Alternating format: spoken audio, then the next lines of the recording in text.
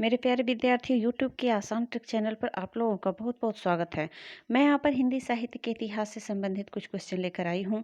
हिंदी साहित्य के इतिहास के मध्यकाल को आप लोग जानते हैं कि दो भागों में बांटा गया है। मैंने अपनी पहले की वीडियो में बता भी दिया है कि भक्ति काल के मध्यकाल के पूर्व काल को भक्ति काल और उत्तर काल को रीतिकाल कहा जाता है। अतः मैं यहाँ पर रीतिकाल के विषय में बताने जा रही हूँ और रीतिकाल से संबंधित कुछ मुख्य पॉइंट्स को यहाँ पर लेकर आई हूँ। इसके बाद मैं क्वेश्चन और आंसर को भी लेकर आऊँगी। तो यहाँ पर ज़्यादा इधर उधर की बात न करते हुए डायरेक्ट अपने पॉइंट पर आते हैं। देखिए, मैं आप लोगों को बता दूँ कि रीतिकाल का नामकरण आचार्य रामचंद्र शुक्ल ने किया है और इन्होंने रीतिकाल का समय 1700 विक्रम संवत से 1900 विक्रम संवत तक के काल को माना है।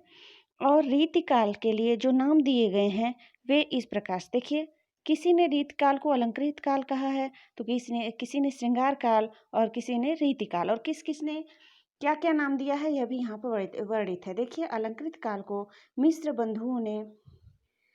बंधुओं ने रीतिकाल को अलंकृत काल, विश्वनाथ प्रसाद मिश्र ने श्रृंगार काल, आचार्य रामचंद्र शुक्ल ने रीतिकाल कहा है। ठीक है, आगे देखिए, मिश्र बंधुओं का तर्क यह है कि इस काल में कविता को अलंकृत करने पर अधिक बल दिया जाता था, इसलिए इसका नाम अलंकृत काल होना चाहिए। किंतु इस काल में लक्षण ग्रंथों की रचना प्रचुर मात्रा में हुई, अतः अलंकृत काल कहने से इस प्रवृत्ति का बोध नहीं हो पाता है, अतः यह नाम समीचीन नहीं है। श्रृंगार काल कहने जाने के पक्ष में यह तर्क दिया गया कि इस काल के कवियों की व्यापक प्रवृत्ति श्रृंगार वर्णन की है, किंतु श्रृंगारी कवियों ने भी काव्यांग निरूपण की ओर रुचि दिखाई। इसी स्थिति में केवल श्रृंगार काल कहने से रीतिकाल की संपूर्ण कविता का बोध नहीं हो पाता।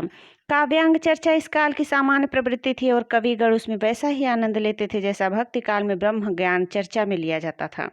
लक्षण ग्रंथों का निर्माण दूसरों को काव्य रचना पद्धति का ज्ञान कराने के उद्देश्य से किया जाता था, अर्थात एक कवि शिक्षक या आचार्य की भूमिका का निर्वाह करने में गौरव अनुभव करते थे। ओके, ये तो रहा इनकी बात।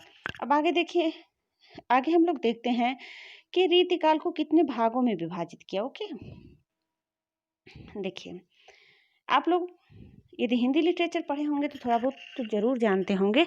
यहाँ पर पीजीटी की तैयारी कराने के लिए थोड़ा सा मैंने डीप में बता दिया है, और यहाँ पर जो भी मैं क्वेश्चन लेकर आई हूँ या जो भी मुख्य पॉइंट्स लेकर आई हूँ, यह केवल पीजीटी के एग्जाम के लिए नहीं बल्कि अन्य प्रतियोगी परीक्षाओं के लिए भी उपयोगी साबित होगा। अतः यहाँ पर आप लोग देखिए कि रीतिकाल को कितने नामों से कितने भागों में बांटा जाता है, कितने नामों से जाना जाता है, तो आप लोग जान चुके।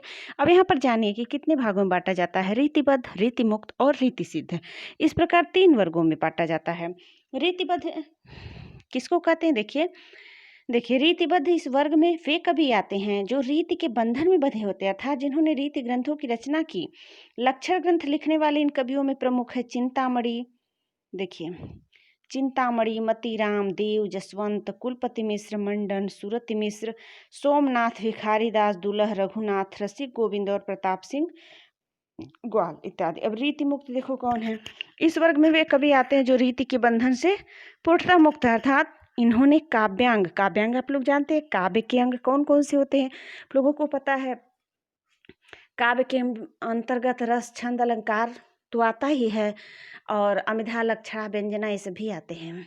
और मैंने हिंदी व्याकरण पर बहुत सारी वीडियो बना रखी है, ट्रिकी वीडियो भी बना रखी है और डिटेल में भी बताया है, आप लोग प्लेलिस्ट से जाकर देख लीजिए। ठीक है, और यहाँ पर आगे देखिए आप लोग, इन्होंने काव्यांग निरूपण करने वाले ग्रंथों, लक्षण ग्रंथों की रचना नहीं की तथा हृदय की स्वतंत्र वृत्तियों के आधार पर काव्य रचना की। इन कवियों में प्रमुख हैं घनानंद, बोधा, आलम और ठाकुर। रीतिसिद्ध कवि, यह रीतिसिद्ध वर्ग में कौन कौन से कवि आते हैं देख लीजिए। तीसरे वर्ग में वे कवि आते हैं जिन्होंने रीति ग्रंथ नहीं लिखे, किंतु रीति की उन्हें भली भांति जानकारी थी, वे रीति में पारंगत थे। इन्होंने इस जानकारी का पूरा उपयोग अपने काव्य ग्रंथों में किया। इस वर्ग के प्रतिनिधि कवि देखिए बिहारी हैं। उनके एकमात्र ग्रंथ बिहारी सतसई में रीति की जानकारी का पूरा उपयोग कवि ने किया है। अनेक प्रकार की नायिकाओं का उसमें समावेश है तथा विशिष्ट अलंकारों की कसौटी पर भी उनके अनेक दोहे खरे उतरते हैं। जब तक किसी पाठक को रीति की जानकारी नहीं होगी तब तक वह बिहारी सतसई के अनेक दोहों का अर्थ हृदयंगम नहीं कर सकेगा। ठीक, अब अब आगे आइए आप लोग। देखिए मैं कुछ कवियों के नाम और उनके कुछ रचनाओं का भी जिक्र यहाँ पर कर देती हूँ, ठीक है। देखिए पहले केशवदास को देखते हैं, ठीक है। रीतिकाल के प्रमुख कवि में सबसे प्रमुख क्या मतलब केशवदास जी का भी नाम आता है, बिहारी दास जी भी हैं। तो केशवदास जी को पहले देखते हैं। आचार्य केशव को आचार्य रामचंद्र शुक्ल ने समय विभाग की दृष्टि से यद्यपि भक्ति काल में स्थान दिया है, तथा प्रवृत्ति की दृष्टि वे रीति काल के अंतर्गत नहीं आते हैं। वस्तुतः केशव से हिंदी की रीति परंपरा प्रारंभ होती है। वे हिंदी के प्रमुख अलंकारवादी आचार्य माने जाते हैं। केशव का जन्म 1560 ईस्वी और मृत्यु 1617 ईस्वी में हुई।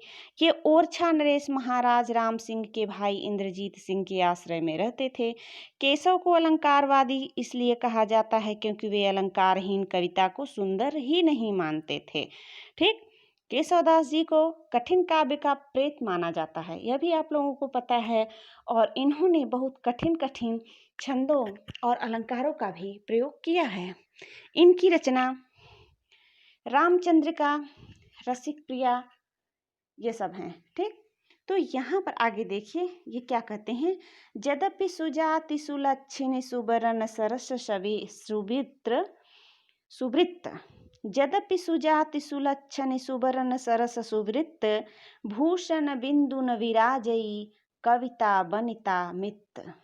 आचार्य केशवदास के लिखे 9 ग्रंथों के नाम इस प्रकार है, आगे बताऊंगी इसका अर्थ। यद्यपि सुजाति सुलक्षण सुबरन सरस सुवृत्त, ठीक है। ते हैं जिस प्रकार सुंदर वर्ण वाली औरत बिना गहने के शोभा नहीं देती, मतलब कम शोभा देती है, ठीक। भूषण बिनु न बिराजई, उसी प्रकार आभूषण के बिना अर्थात अलंकार के बिना न कविता शोभा देता है और ना ही आभूषण के बिना औरत, ठीक। आगे देखिए रचना का नाम रसिक प्रिया हमने नाम लिया था, रामचंद्र का बताया था। इसके बाद कवि प्रिया, रतन बावनी, वीर सिंह देवचरित, नख सिख और छंदमाला, विज्ञान गीता, वीर सिंह देवचरित, ये सब इनकी रचनाएं। देखिए किस काल में है रचना काल, इसको आप लोग पढ़ लीजिए या फिर स्क्रीनशॉट ले लीजिए, ओके। आगे देखिए अब मैं भूषण के विषय में बात करूंगी। देखिए भूषण छत्रपति शिवाजी और पन्ना के राजा छत्रसाल बुंदेला के आश्रय में रहने वाले ऐसे रीतिकालीन कवि हैं जिन्होंने वीर रस की कविताएं लिखकर अपूर्व ख्याति अर्जित की।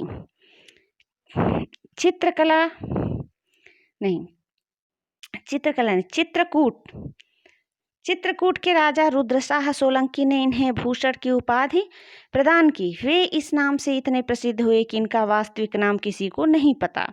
इनका जन्मकाल 1613 ईस्वी में माना गया। भूषण के विषय में कहा जाता है कि इनकी पालकी में महाराज छत्रसाल ने अपना कंधा लगाया था। भूषण ने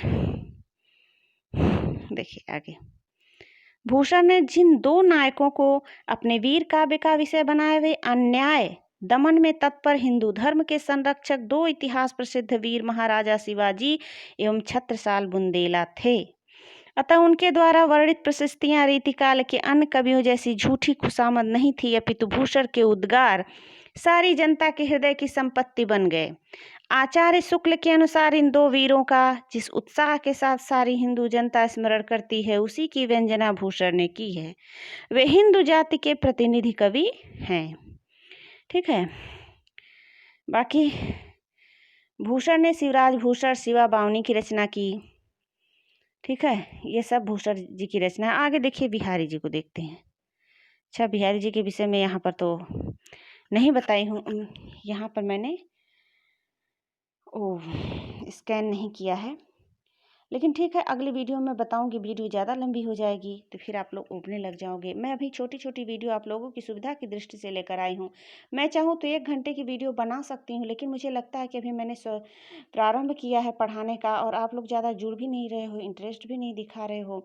तो मैं अगर बड़ी वीडियो बना दूंगी तो शायद उसको कोई न देखे या बहुत कम देखे, इसलिए मैं छोटी छोटी वीडियो आप लोगों की सुविधा की दृष्टि से बनाई हूँ। आगे मैं बिहारी दास जी के विषय में बताऊँगी, ओके। तो इस वीडियो में बस इतना ही।